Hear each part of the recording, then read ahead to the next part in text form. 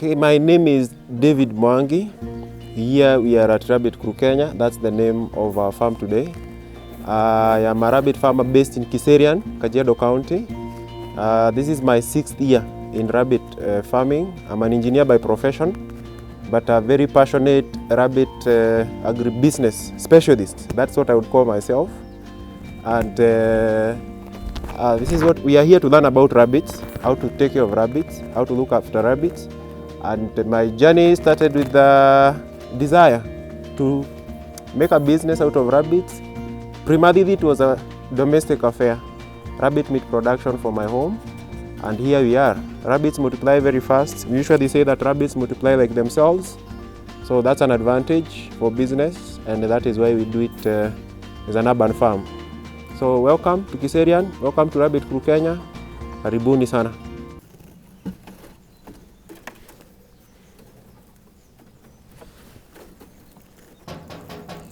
Yes.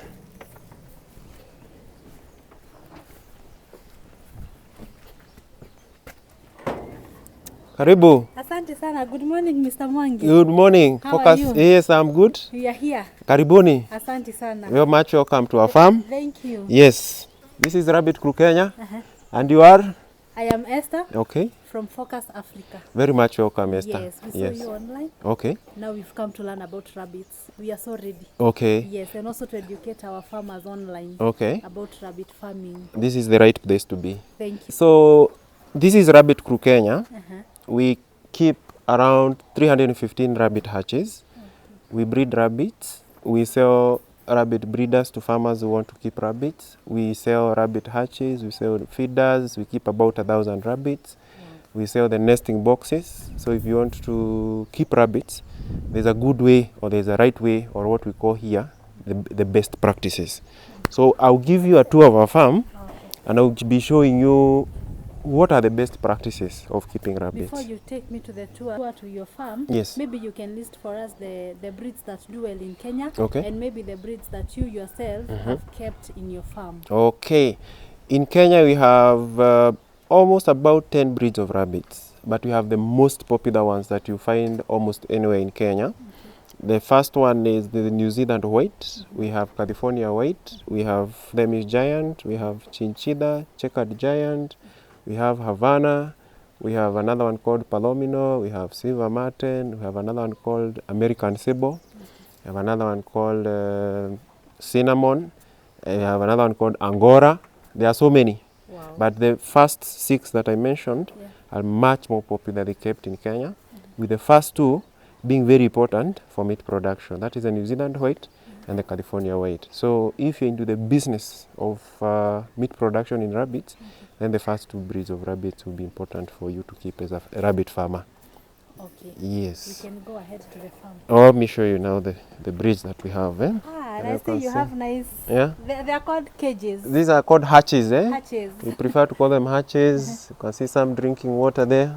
Wow. These ones are called the nipple drinking system. Okay. Yeah. Wow, this is so nice. Yes, this another one there. Innovative. Yes, makes work easier. Makes your farming easier. So you can do it without much hassle. Wow. Okay, so the first breed that I will show you is the New Zealand White. New Zealand White. You So said this, it's the best for meat. yes, this one is the best rabbit meat for breed for meat production. This is beautiful. Yeah, so it's the all white breed of rabbit. Okay, and it's so huge. Yes, How old is it? this one is 6 months of age. 6 months. Yes, so you should hold a rabbit like this.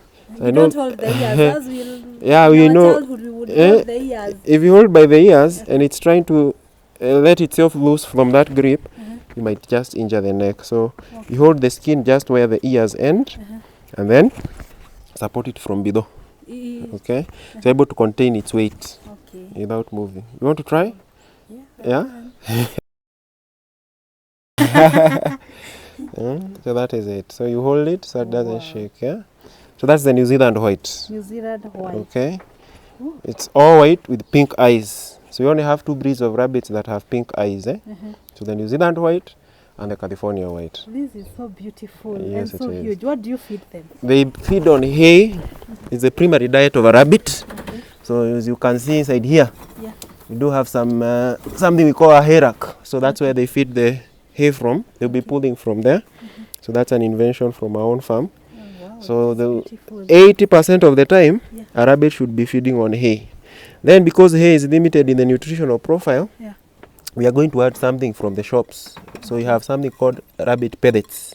Okay. So this one will give it, if it's looking for calcium, phosphorus, potassium, crude protein, about maybe, 13-16% or so.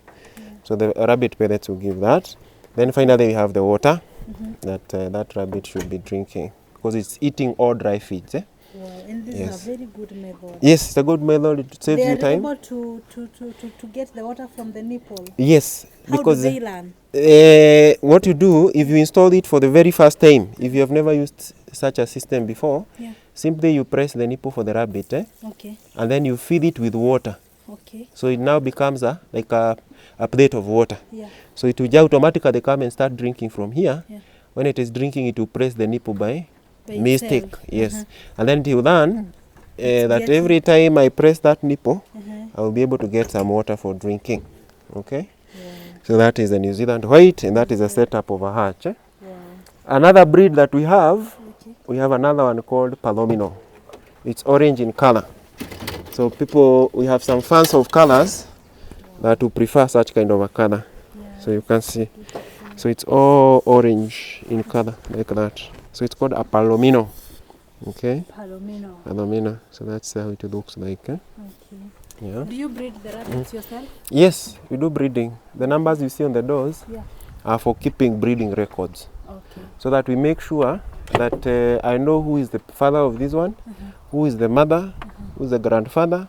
So when it is of age Yeah. and you want to breed, you don't do something we call inbreeding. Okay. Inbreeding is a problem, even in all other livestock, Yeah, sure. because if you inbreed animals, they tend to have some challenges. We have some health conditions. Okay. When it comes to rabbits, their teeth, mostly front teeth like this, they should be aligned like this. Okay. And the teeth of rabbits grow like your human nails, continuously, as They long as grow like every day. yes, as long as the rabbit is alive.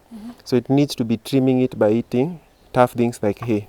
Okay. So if you don't provide your rabbits with hay, and you are also inbreeding your rabbits, so one of the problems is that the teeth will be misaligned. Okay. So they will be misaligned. So that's a genetic malfunction of inbreeding rabbits. Okay. So that becomes a challenge for the rabbit to eat, and eventually to start being weak, and it might die. Okay. All right. So breeding you manage by this record. So by you have a book. You can also have a computer software. If you look all over, you have numbers all over the farm. Yeah. So every rabbit has to have a number. As much as you're breeding, even if it is for meat, you need to know who will give you the best results. The best results starting with, do you know how to breed rabbits? Who is breeding with who? Okay. So in a nutshell, before you see the other breeds, your rabbit farm will succeed because of 3 issues. Issue number 1 is proper breeding. Okay. Issue number 2, are you breeding the right rabbit? So proper breeding selection. Issue number 3, we have proper housing. Okay, there are like 4 issues. Then number 4, proper feeding and farm management. Because you might have all the 4 issues properly set up, but you don't have a very good farm manager. Sure. Okay. So what do you do for your farm manager? Are you the farm manager in your farm? So ideally, if you are a farm owner, you are the farm manager. But you don't have to run the farm, of course, all the time by yourself. You can delegate. But the act of delegation is where most people fail in agribusiness. So you find that you have what we call telephone farmers. Yeah. So someone is in an urban, is in the city, Yeah. but has Managing a delegated the farm to maybe a farm hand, and they have not properly trained the farm hand on how to look after their rabbits. So that becomes a weak link in your farming. Wow. So you need to manage the 4 issues I've mentioned, so that you make sure that your farm runs optimally. Otherwise, rabbit production becomes very easy if you manage the 4 issues proactively. That is what I would say. Wow. Okay. In your farm, how many breeds do you have? About 10 breeds. Let's see the Let's other one. proceed on to number 3. Yes. So you have seen the New Zealand white. We have seen the Palomino. Now I will show you. Let me show you first the chinchilla. We have one here. Hope you'll be remembering the names. Yeah. If not all, at least I will remember 5. Have you done agriculture in? This should have been high Yes, school education. I was an agriculture student. Okay. So I remember the chinchilla. Which one? The This one, eh? California, I remember. Oh, okay. So the chinchilla will have that silver gray color. Wow. Okay. And people call it the American chinchilla. Others will simply call it the Hey, he's so chinchilla. aggressive. And this one doesn't want to be held. Okay.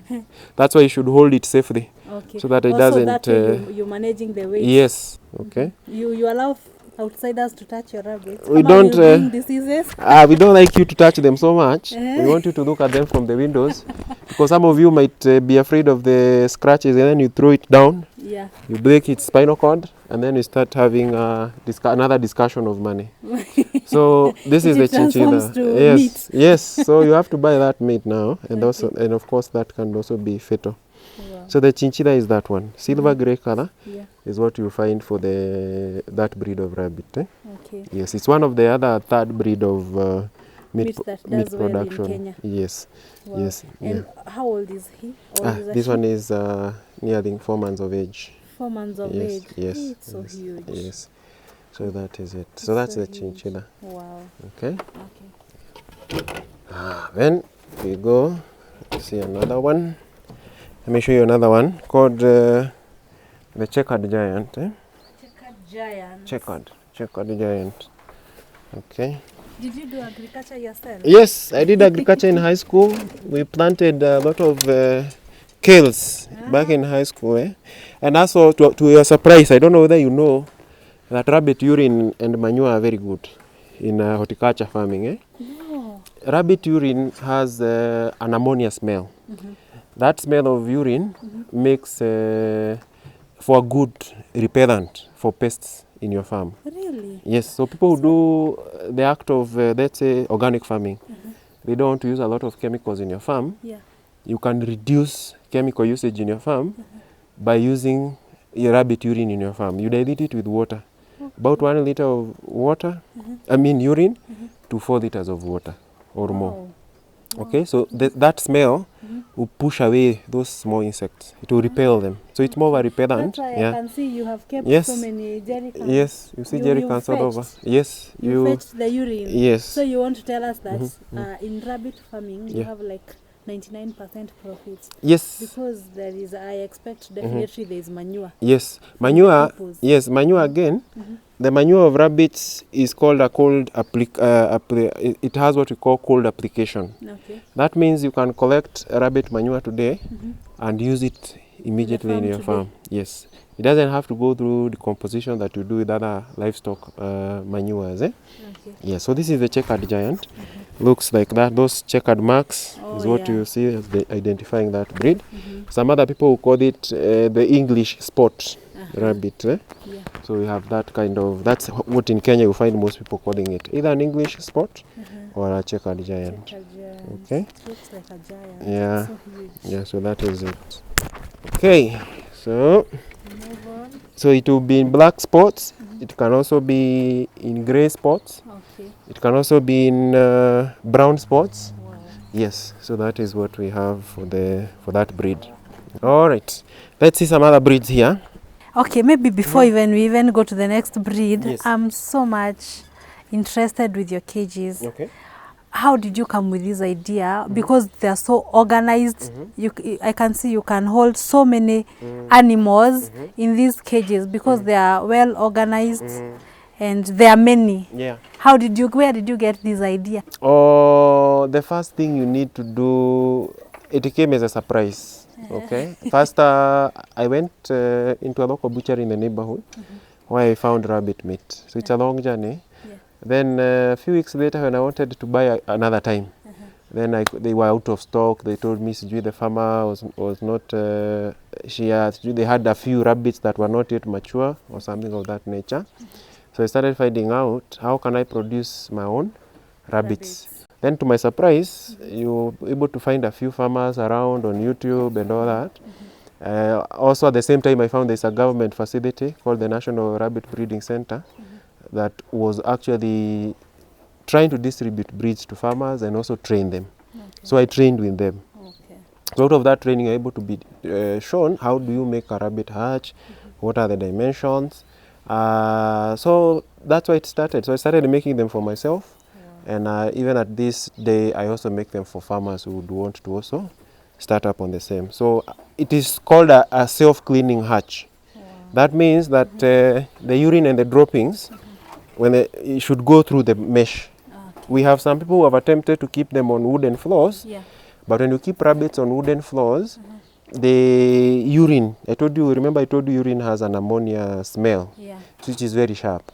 So if you use wood on your floor throughout, then it will start seeping to the wood, and then the wood will start smelling. And then when the rabbit smells that smell of ammonia, even yourself, if you stay somewhere that is smelling like that, you start sneezing. That sneezing act becomes like an allergic continuous reaction that results to a disease in rabbits that we call snuffles or pasteuridosis. Those two issues. So it's a chronic issue that will make your rabbit to be less productive. So it is not able to take care of its kids. The young one of rabbits are called kids. Yeah. So that becomes a problem. So you have to make a hatch in a way that you help yourself as a farmer to keep your rabbit clean. So rabbit becomes one of the cleanest animals to produce. As you can even see, this one doesn't have any mud. Because even how the paws are clean. Yes. So rabbit production makes it easier if you make such kind of hatches. So if you go all over Kenya, properly organized rabbit farms should have such kind of hatches. Anyone who attempts to do it differently is going to suffer.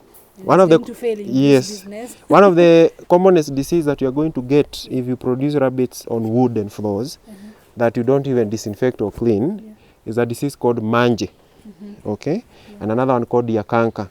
So with mange, you find that the rabbit has some powdery, so it's like flour that is sticking on it, especially the nose.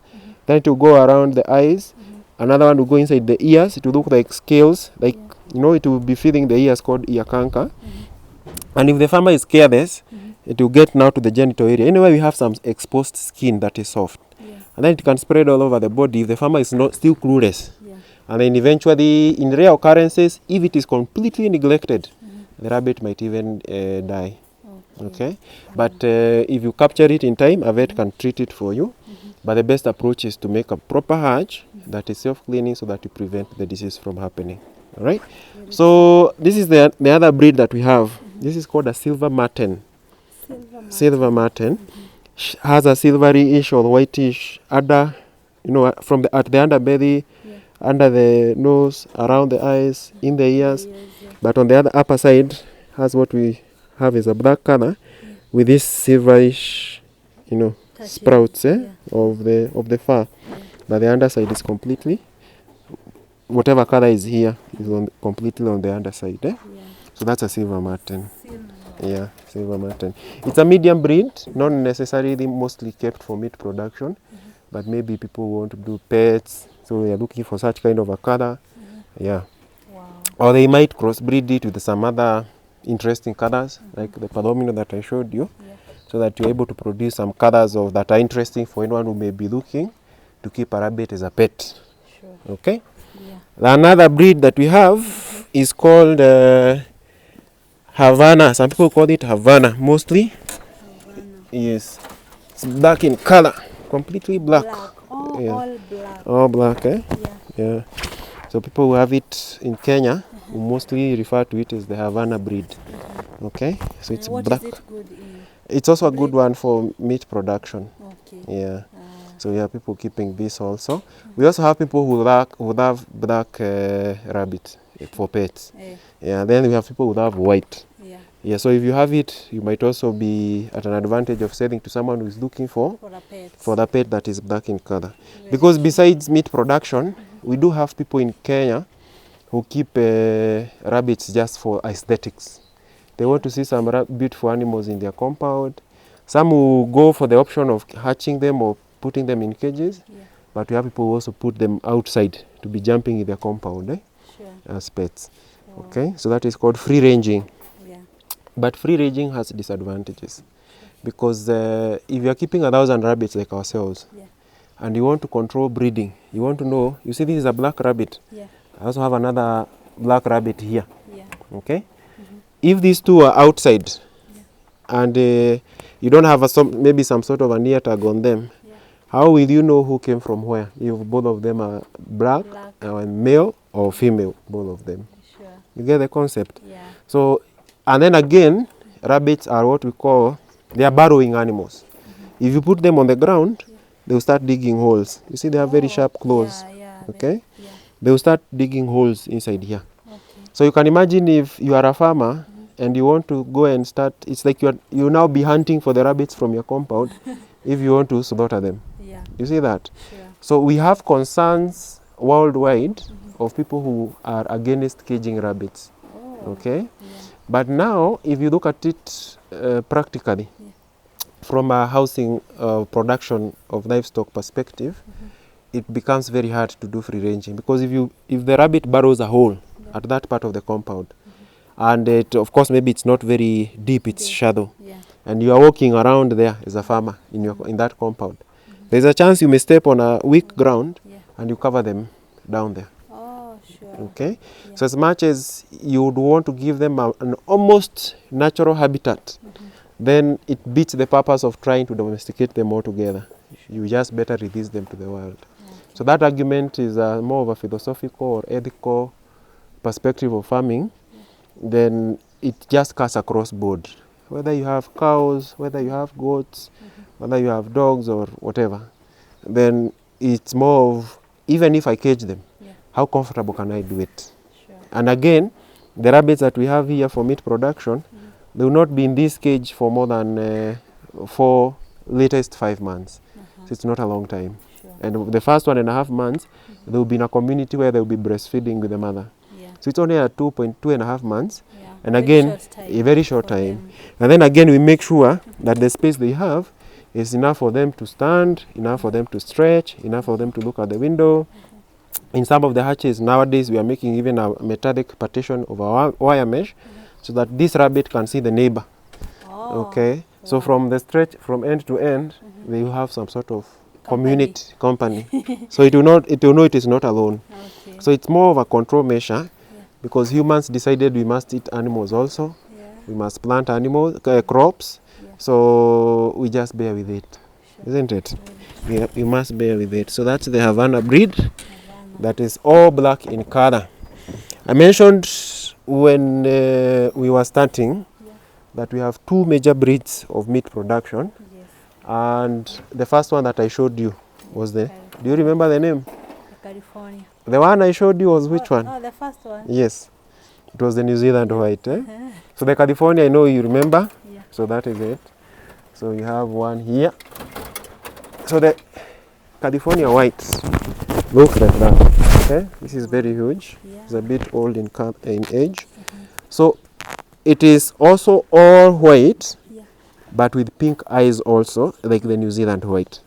But the difference between it and the New Zealand is that it has black ears, black nose, black paws, and also a black tip on the tail. So those are the differences. Biologically, it was developed from the New Zealand white. So the scientists that did breed production or something in the West, I think in the USA or something, so they developed it from there. So it has genetic material from the New Zealand white. All right? So that is the California white. So the New Zealand and the California white are 2 of the major breeds of meat production.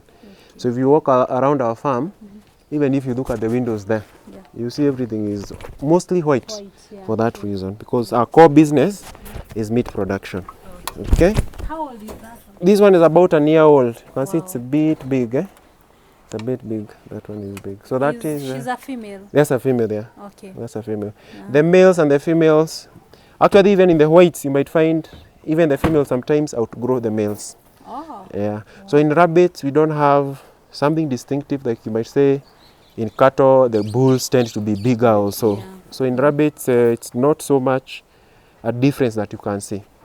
Yes, but if you have females that are actively producing, they are giving birth. So they tend to also lose weight, because they are also in the process of bearing children, breastfeeding them. So when it even comes to feeding, you have to also feed them a lot. Okay? So if you are feeding let's say a portion of pellets of about 100 grams, which is what we give most adult rabbits by the feed manufacturer formulation that we use. If you have a pregnant rabbit, then you have to do a double of that portion. Okay. If she has about 1 to 8 kids. If she has more than 8, because a rabbit will give you about, ordinarily 5 to 10, but we have what we call outliers, the abnormal numbers. Yeah. So a rabbit that gives you less than 5, 2 or 3 babies or 1 is very not common. Any rabbit that gives you 11, 12, 13, 14 is also not very common, because a rabbit has about 8 teeth on her underbelly.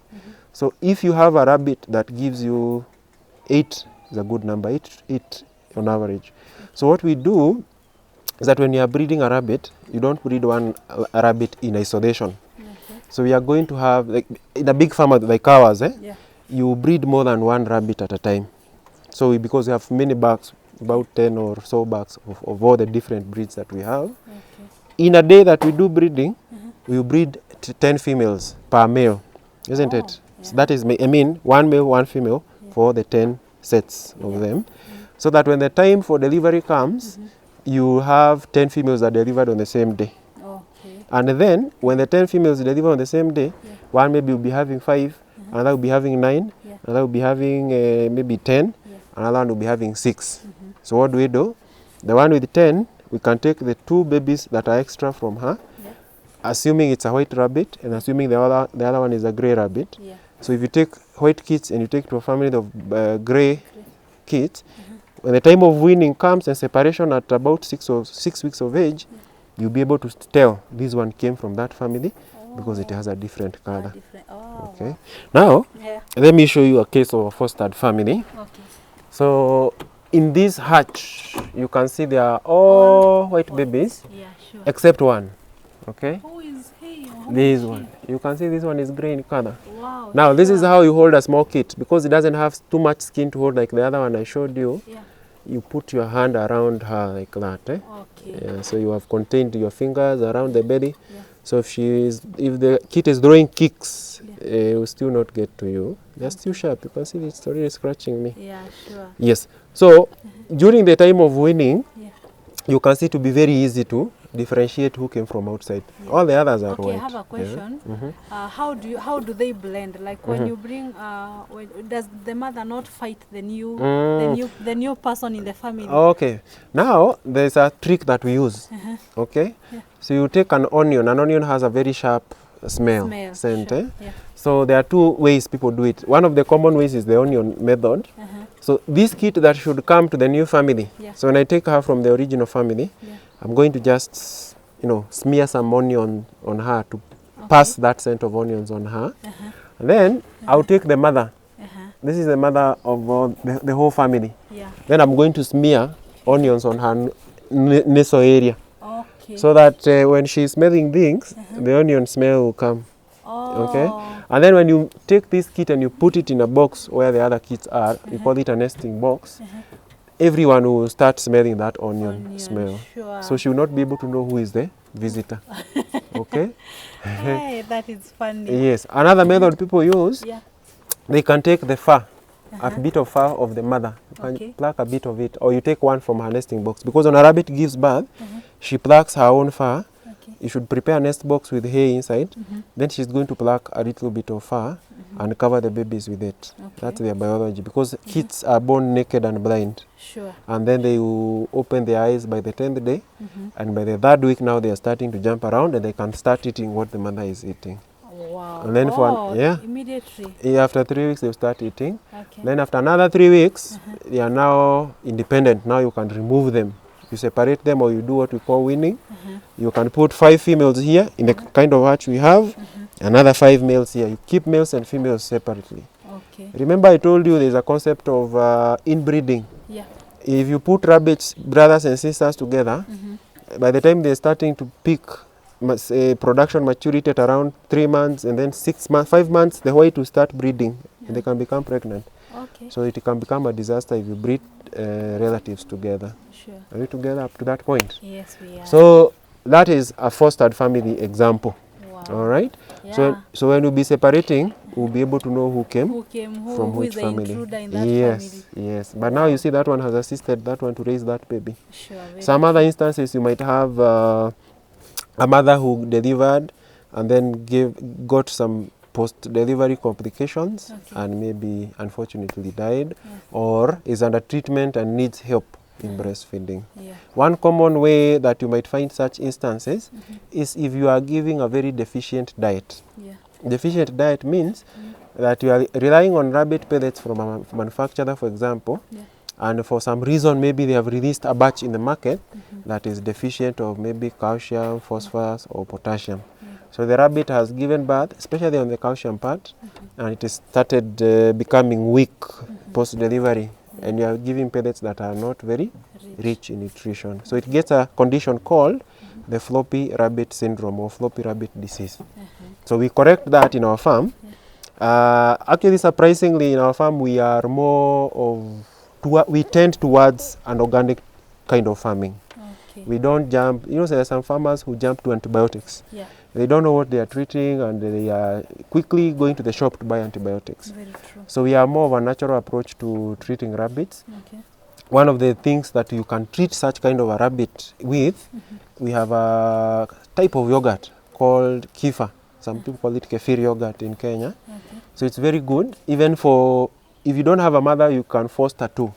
You can use such kind of yogurt. It's called kefir yogurt. It's also very good for human consumption. We use it ourselves. Okay. So you mix the yogurt with a little bit of, especially goat milk is good, but if you don't have access to goat milk, you can use cow milk. Okay. So you give it that one, even the mother. You're going to give it the kefir yogurt. You might dilute it with water a bit. Okay. You might also take some chicken multivitamin.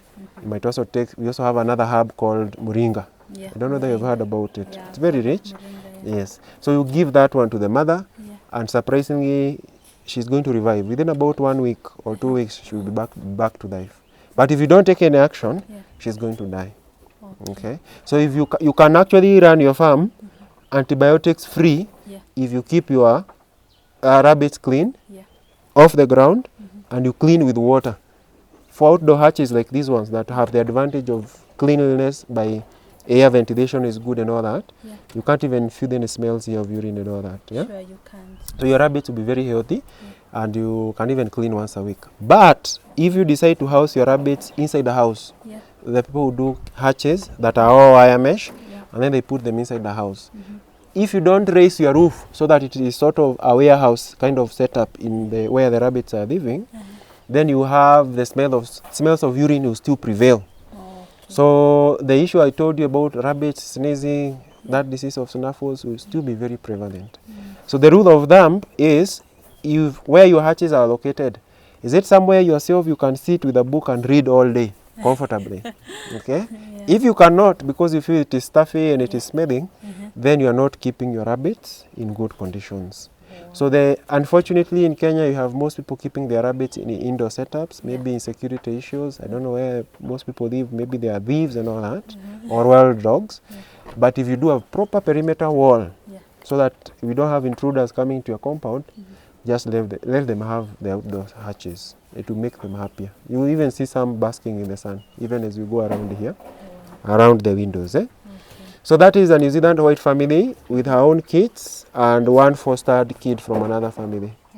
So that is it. So let me show you another breed of rabbits. We have another one called Dutch. I forgot to mention Dutch. Okay, we have a Dutch breed. So here we have. Here we go. Here we go. So this is a Dutch. This one is very heavy. Very heavy. Very heavy. Okay. You can see this one. So a Dutch breed will have this white collar band you are seeing around the neck. That is the identifying factor of the Dutch, with this also white around the nose. Okay. Then from here going back, usually commonly in Kenya you find it will be black in color. You might also find it to be in brown in most other countries. You have so many variations of the Dutch breed. So it might be chocolate, it might be brown, it might be purple, whatever it is, but much more commonly presented in black. It might also be gray. I also want you to notice something on this rabbit. It has something that looks like a gutter here. You may think it is fat, but if you press, it's just some sagging skin. Eh? Okay. So that one, we call it, some people call it a dewlap or something. Okay. So it helps the rabbit. One of the issues can be old age and fat. Maybe this rabbit being a female, there was some time it was idle, not breeding. So it gained a lot of fat and all that. Okay. Sometimes it can just be there as an adaptation of extra fur. So that when it gets to the time of nesting, she can pluck fur from here. Oh. She would have a lot of it. So it's also a store of fur. Wow. You can see it on the front areas here. Yeah, I can So that's a Dutch breed. They are known to be also very good mothers. So we have a thing in rabbits that we call mothering ability. Yeah. So it's one of the features of a good breeding selection. Remember I told you there's a thing called breeding selection in your rabbits. Eh? Yeah. If you pick a rabbit that is not very good in mothering, that means it is not covering its kids with enough fur, it is not breastfeeding properly, those kids tend to have a very weak start. Very true. Remember, in rabbits, we don't have mechanisms like even vaccinations like we do in other, maybe poultry. Yeah. So the immunity of the rabbit will be built from what the mother is giving through her milk. Oh. So if you have a rabbit that is not transferring that ability or that immunity to her kids, then you are in for a false start, and your rabbit might take longer in the farm if it is not having a very good mother.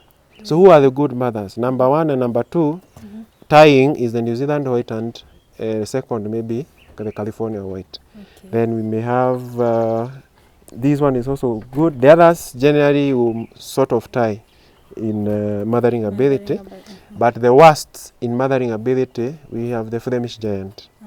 Unfortunately, it also is the biggest breed of rabbits. Okay, but now even the issue of weight, it is weight that is at maturity of old age, not what you look for in business. Okay. Even in the business of rabbits, you don't want to look at the weight at 1 year old, you want to look at the weight at 4 months of age. Who gets me to the market fastest? Very true. Who will be out of the hatches fastest? Fast, Okay, so even if the New Zealand white and the California white might not get to 6 kgs of weight, they will get you to 2.5 kgs faster than the Flemish giant. You get that point? So that is why it is important for meat production. Think about it in terms of the way people think about poultry production, broiler chicken versus the other breeds of chicken. Sure. So the broiler will get you meat faster, and that becomes an advantage for meat producers. So when it comes to the rabbits, the 2 whites are the ones that will take you to the market faster. Okay, I want you also to notice something. Okay. Here we have some, not the ordinary iron sheets that you may find in construction. Yeah. This is the common one, it's called fiberglass. Okay, the fiberglass, some people call it transparent iron sheets or clear iron sheets. The reason we are going to use this is because the urine is corrosive. You can see even this nail is corroding from the urine action. So you use these ones, and otherwise it's going to rot and rust very quickly. And it's a very important component of the hatch because it's the one that you're going to use for urine collection. So you have gutters at the back that you're going to see collecting urine. Now, let me also show you something.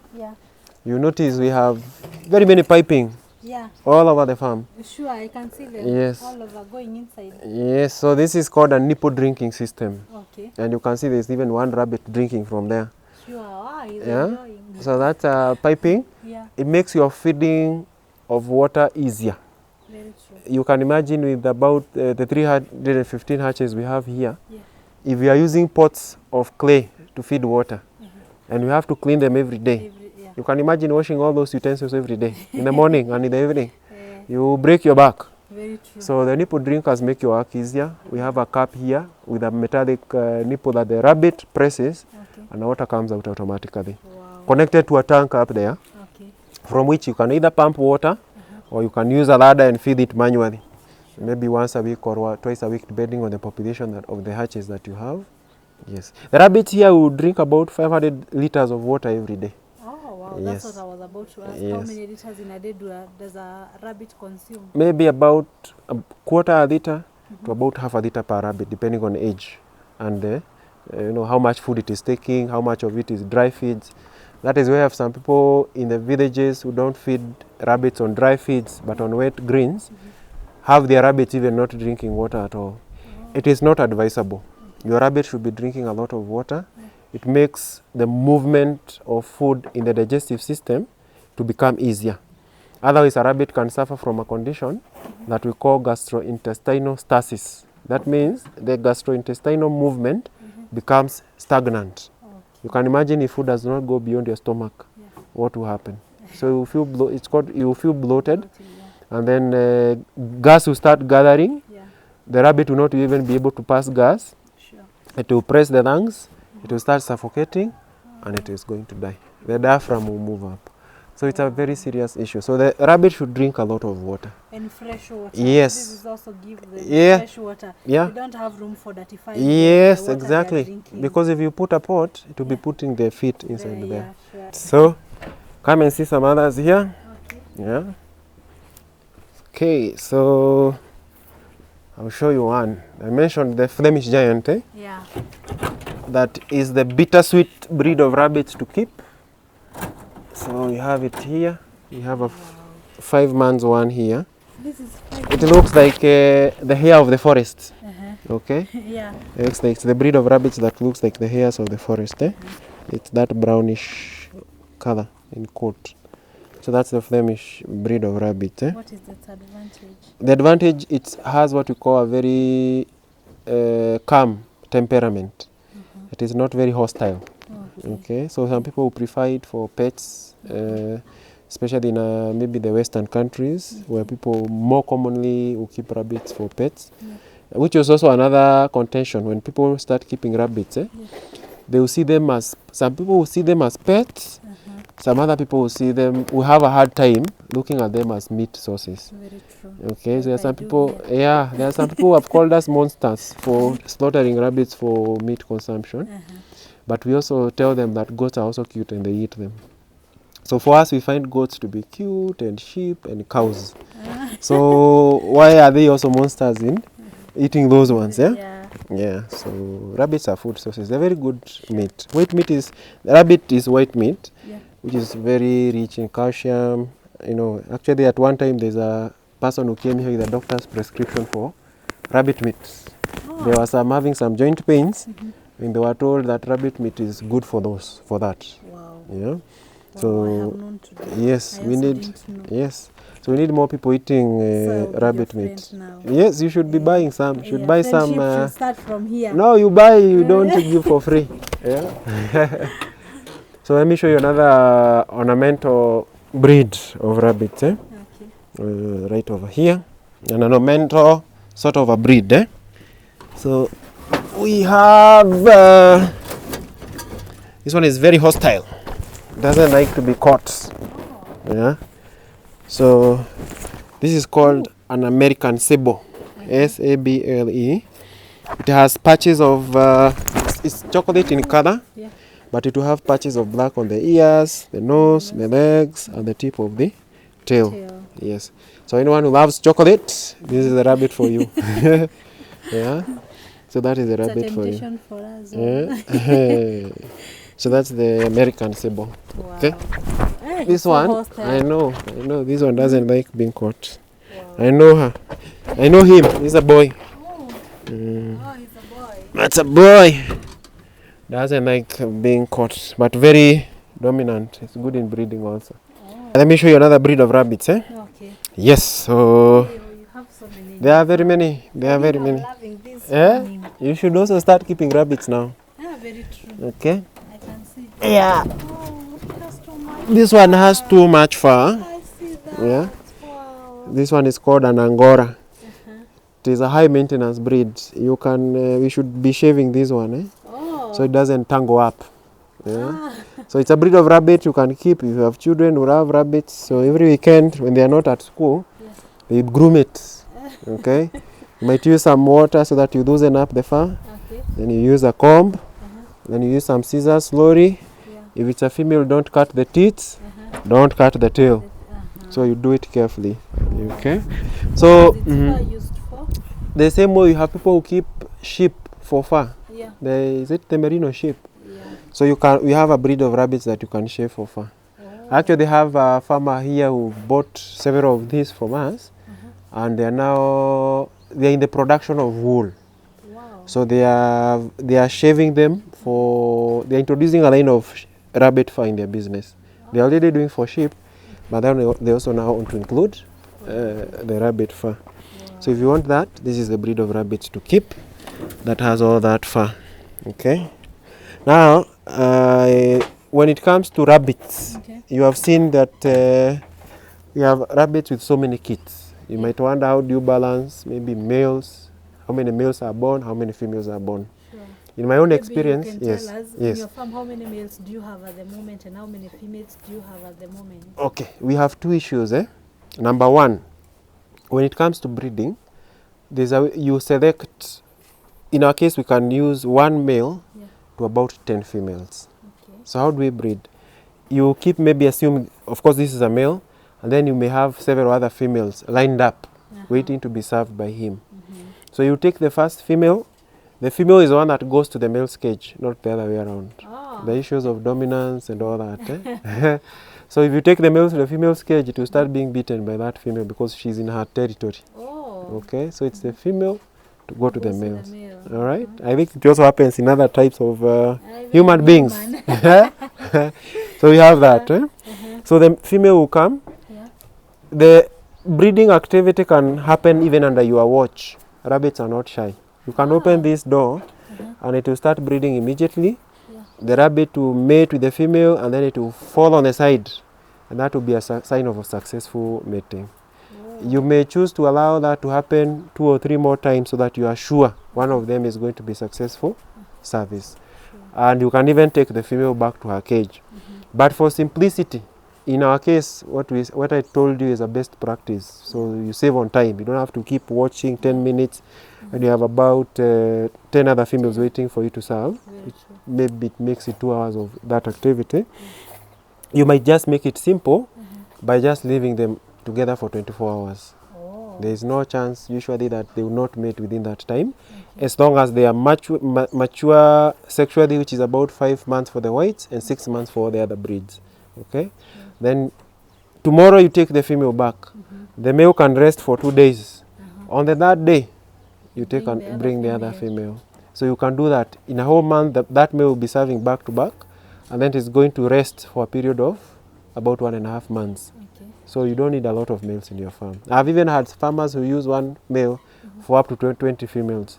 Oh. Yeah, but maybe it might be 2 intense. Does that not affect the kids that the female will be bringing? Because I'm trying to imagine if you give him like 10 males, 10 females, 1 male. 10 yeah, females, yeah.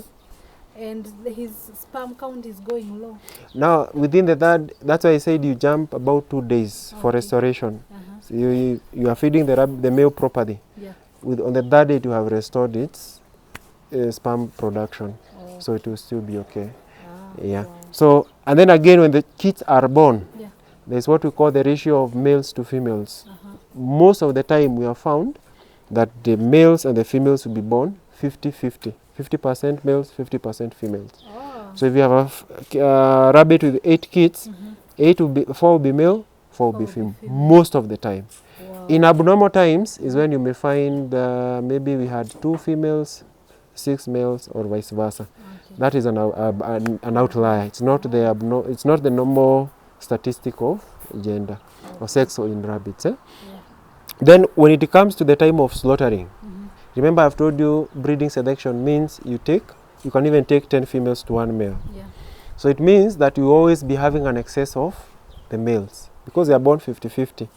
So the 50% males is what you slaughter first.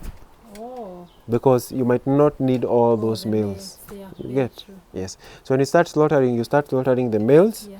and then the females you may preserve for if you need to expand your farm. Okay. You get that concept? I So I should not meet you slaughtering the females first before the males. Are you together up to that point? Yeah.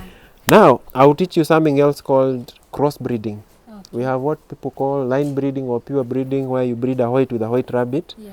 But we also have what we call crossbreeding. You may choose to crossbreed if you want to get the best of characteristics of two different breeds. Okay. Number one might be an issue of color. Uh-huh. You are breeding for pets and you want the orange color of a palomino and you want the, chocolate color of the American sable and see what it will give you. Yeah. So you may try crossbreeding.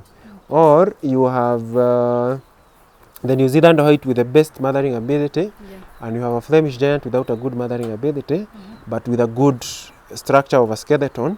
Although there's something else called meat to bone ratio.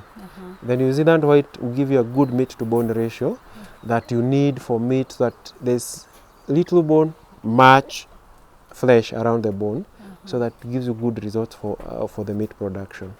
But now the Flemish giant, because it has to have a very huge skeleton, it will have a lot of bones compared with the meat. So you might combine the two, you crossbreed, so that you improve on the mothering ability of the Flemish, and you improve on the flesh, or rather the size ability of the white, the result that comes from those two. Okay, so I'll show you a case of crossbreeding, so that you see such kind of a case. Okay, so you can move there, show you.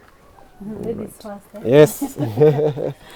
So here we have a family where everybody does not look like the rest of, almost everybody is not looking like the other one. They are all different. They are all different in but color. They are so beautiful. So the crossbreeding that we are attempting here was where I wanted to see something. This one has not yet opened its eyes properly. They are just 3 weeks. They opened 1 week early ago.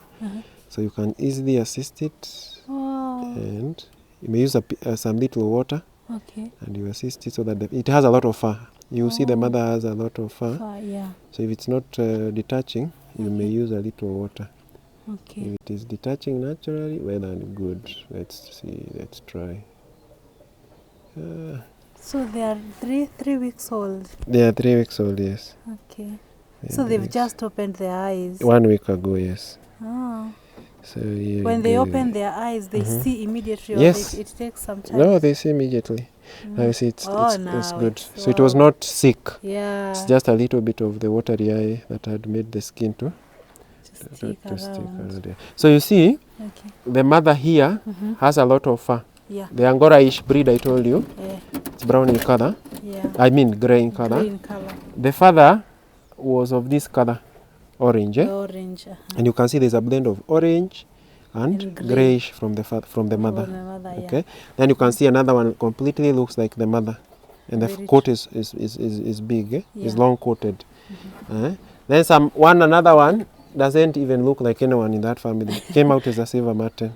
So but she has a touch of the longer fur. Yeah. Yes. So it makes for interesting results. So it's good even for research. You can actually develop your own rabbit breed and give it a name. How do you do that?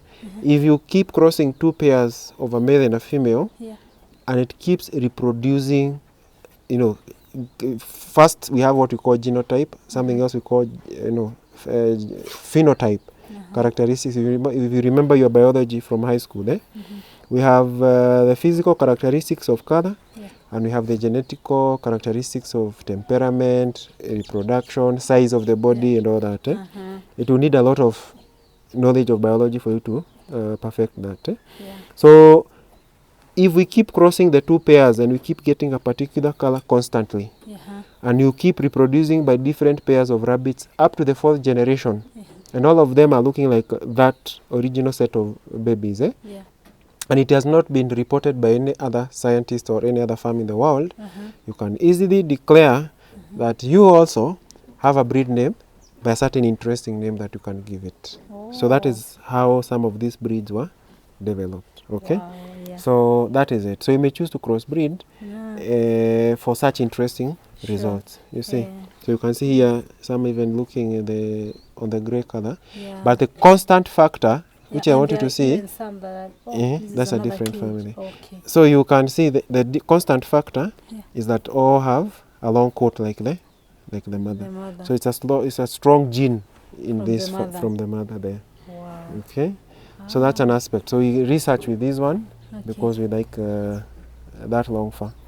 All right. So that's a case of crossbreeding. So these ones have started feeding already? Yes, they will start feeding at 3 weeks. They are now eating what the mother is eating. Wow. Okay, so they have started eating now.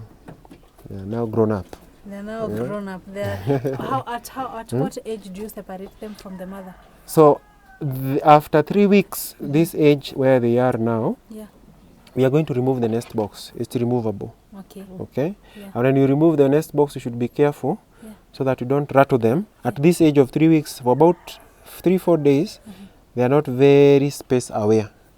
You may rattle them when you're trying to pull the box, and then she'll start reversing without even knowing where she's stepping, and she will fall down. Boy. And now if you have some cats around like myself, she might find a small rat that she can bite on. Sure. And when the cat bites, it will usually target the spinal cord around the shoulder area. So if it hooks the teeth there, that kid will not survive. It will be paralyzed. Even if it was not eaten, the fact that it was, the cat bit on it, it's not going to survive. So when you remove a nest box, you be careful. We are going to remove it practically so that you see. So you put the kids away on a safer side, on one of the sides there, with the mother. Then you remove the pot of pellets.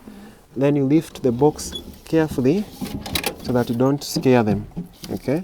And as you remove it, you make sure that you are blocking all the exits. So that they don't just jump. Then you are going to clean the box and disinfect it, and you put it in a store.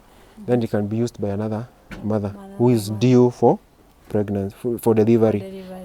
The pregnancy of a rabbit takes 30 days. Oh, a month? Yes, only a month. So that's 28 on average to 32 days. Why do we put a range?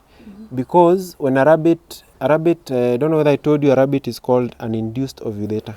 Yeah. I told you that, eh? No, yes. How you had not I mentioned. Okay. Let me repeat it. So a rabbit is an induced ovulator. Yeah. That means that you don't need to wait. It may show signs of heat if you take too long to serve it, but you don't necessarily have to wait. As long as it is 6 months of age and it is now ready to start mating, biologically sexually active, it can conceive. So it is going to mate with a male, and then it can even store the sperms for about 72 hours in her system. Oh, really? Okay? And then within those 72 hours, it is going to release an egg. It's been induced by the act of mating with a male. That is why people make a joke out here and say that rabbits reproduce like themselves. It's a common joke out here. Okay? So rabbits will reproduce like themselves. Those people make a joke about. So it makes it easier for you, even as a meat producer. You can easily get a contract somewhere, maybe in a restaurant, and you tell them, I have about 100 rabbits that reproduce about 5 to 8 kids in every delivery on average. You can even work with the lower side. You say 6 kids or 5 kids. And then you can guarantee them with the 100 rabbits that give me about 5 to 8 kids. Let's work with 5. I can guarantee you 500 kids, 500 rabbits every 4 months. Sure. The 500 rabbits every 4 months, if you divide that by 4, means you can guarantee about 125 rabbits for meat every month. So if you divide that again by 4, you can guarantee that person that for every week, it's 125 divided by 4, maybe about 30 rabbits. Wow. So you can go and guarantee someone. Then when you come to your farm, you start now practicing the best practices I started by telling you. Make sure you are feeding them properly so that they keep delivering. Make sure that you are housing them properly so that they don't fall sick and die. Make sure you have a good farm manager so they don't forget to feed them on a certain day. And then your production plan is going to become successful. Are we together up to that point? Yeah. So So that is now it. that you've removed the Nest box. nest box from them, after how long will you take the mother away from them? Now what to do, we are going to let them learn to feed on the pellets and the hay and the water from the mother for another 3 weeks. Okay. So they are going to, so the first 3 weeks, they stay in a box to keep them warm, whereby we put a little bit of hay and then the mother will cover with some fur. Then after another 3 weeks, they will now continue breastfeeding both and also eating the pellets. Okay. So they are now gaining that grit or strength to know what the mother is eating, Yeah. so that as they go into the world out there, they are already you see now this one is already even digging and Yeah. eating what the mother is eating. Yeah. Sure, I can And the mother is also chewing on the same. Yeah. And this one is already learning to Drinking drink the water. Very true. Yes. So they're now introduced into that ecosystem. Okay. If you try to remove them at this stage when they start chewing, Yeah. they are still not yet very strong to live on their own. Okay. So you might find that some of them might get stressed. That's what we call early weaning. Oh. They might die. But if the mother for some reason, God forbid, was to say become unable to continue taking care of them, Yeah. or maybe suddenly got sick and died, at this stage it is also very easy for a good farmer to continue. They might continue and survive. More than 95% of them might survive, even if the mother was removed at 3 weeks of age. So if you go around the world, you find that in our case we advise that you wean at 1.5 months, which is 6 weeks. But you might find we have some intensive breeders around the world who maybe, for example, in large commercial production farms, who have a very rich diet on their rabbits, and they can make sure that they can even wean at 1 month and breed back to back. Some people will be against that. So if you're against that, there's some people who make a compromise. So that you find there's someone who is at 1 month of age has taken the mother back for another breeding. Okay? Yeah. So she'll be 2 weeks pregnant, and after another 2 weeks is when you wean the previous litter. Oh. So you have people who do that. But it's a very intensive breeding plan that would mean that you can even breed for about 6 times in a year. But that one now it's only important if you want to breed intensively, quickly, for a certain period of time. Sure. For example, we are heading to maybe a festive season. Yeah. So you may find that people will eat a lot of meat around that time. Yeah, sure. So by January, you may find you have a very low population of rabbits in your farm. Very true. So what do you do to prepare for Easter, for another festive season, 4 months to come? So you can breed intensively in the first week of January and February, so that you make sure by the time April is coming up for the Easter season, when people might start consuming meat a lot again, you will be having a lot of numbers. And then you abandon that plan and go back to normal breeding. Wow. Because again, if you overbreed intensively, you have a crisis of housing. Very true. Where will you put all those kids? Okay? So you may do it temporarily for some seasons when you need very quick multiplication. So that's another breeding mechanism. So I've taught you pure breeding, those line breeding and crossbreeding, and also intensive breeding. But I'm more interested on this one. Crossbreeding. It is interesting, right? It's interesting. So anyone who likes color, who likes aesthetics in your farm, who keep rabbits for color in your compound, then you may attempt combining colors in such a way. Wow. Okay, you see the kid now is chewing already. She's trying to chew the pellets. Okay, it's taking time. It's taking a lot of effort, but it will catch up. You see, it's trying to take it into the mouth. It's too big, but ultimately, it's going to learn. So it keeps struggling. You see, it's getting a hard time to try and swallow. But it will still get it with time. It is still. That's why we have to keep them breastfeeding for another 3 weeks as they learn to perfect the act of chewing. Okay. That is wisdom. Yeah, you see, it's trying and trying, not yet able to chew. And then it has cut it. Now it's chewing it's swallowing some of it. Yeah, it's just like weaning in babies. Yes, you keep them introducing the solid food slowly. Yeah. And then partially they are also breastfeeding. Sure. So that is it. And you can see this one is eating hay. The mother is chewing hay here. Yeah. So it's pulling hay. And they're also observing, Yes. So you find them in the evening. Usually in the mornings when we feed them pellets, they will automatically go for the pellets first. Okay. In the afternoon, around when the sun is very hot, rabbits will not be very active when the weather is hot. Biologically, they are called crepuscular. It's more of animals that are active at the twilight hours. So that is it about rabbit production. I hope you've learned a lot. Okay. And I hope you also become a rabbit farmer after this. Yeah, we will think about it. Yeah. Yes. All right. So if you ever need us to help you with that, we will make the rabbit hatches for you. We make the rabbit hatches for any starting farmer. Can also sell to you the rabbits if you want. But before that, you should buy some rabbit meat from us before you go home. Very true. Today we have to. Okay? We must have to. We will pass through our butchery. We have some nice rabbit meats there. And then you carry some home. Okay? If you want to buy the rabbit nipple drinking system, you're going to get it. You want the piping, the hay racks, nesting boxes, and all that. Eh?